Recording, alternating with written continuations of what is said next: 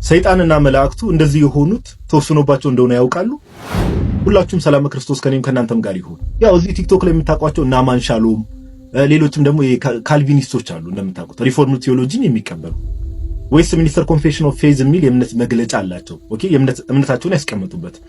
እዛ ላይ ሄዳችሁ ስትመለከቱ ቻፕተር 3 ላይ ጋድስ ኢተርናል ዲክሪስ ወይም ደግሞ በአማርኛው ስለ እግዚአብሔር ዘላለማዊ ድንጋጌ የሚል አለ። ምዕራፍ 3 ላይ ምዕራፍ 3 ቁጥር 3 ላይ ሄዳችሁ ስትመለከቱ በደንብ አድምጡኝ። እንዲህ የሚል ቃል አለ። በእግዚአብሔር ድንጋጌ ለክብሩ መገለጫ አንዳንድ ሰዎችና መላእክት ለዘላለም ሕይወት፣ ሌሎች ለዘላለም ሞት አስቀድመው በእግዚአብሔር ተወስነዋል። አንዳንድ ሰዎችና መላእክት ለምን ለዘላለም ሕይወት ተወስነዋል? አንዳንድ ሰዎችና መላእክት ደግሞ ለዘላለም ሞት ተወስነዋል። ስለዚህ ሰይጣንስ ምን አጠፋ? ለምን ከወደቁት ውስጥ ነው። ኦኬ እግዚአብሔር ቀድሞ ወስኖበት ከሆነ ሳጥናኤል ላይ ወይ ደግሞ ሌሎች አብሮት ከወደቁት የወደቁትን መላእክት እግዚአብሔር ቀድሞ ወስኖባቸው ከሆነ ጥፋታቸው ምንድነው? ስለምንስ ነው የሚጠየቁት? እግዚአብሔር ነው ቀድሞ ይወስነባቸው።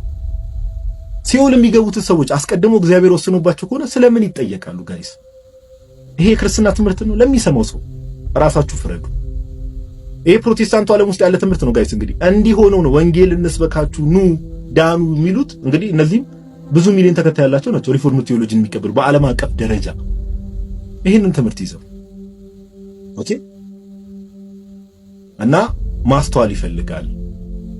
ፍርዱን ለእናንተ ልተው። ይሄ ነገር የክርስትና ትምህርት ነው፣ እግዚአብሔርን ፍትሃዊ ያደርገው አላያደርገው የሚለው ነገር ፍርዱን ለእናንተ ልተው። ነገር ግን በፕሮቴስታንቱ ዓለም ውስጥ ካሉ ትምህርቶች ውስጥ አንዱ ይሄ ትምህርት ነው። ኦኬ ሰዎችና መላእክት እነ ቅዱስ ሚካኤል እነ ቅዱስ ገብርኤል ቀድመው ለዘላለም ሕይወት እግዚአብሔር ወስኖ ነው።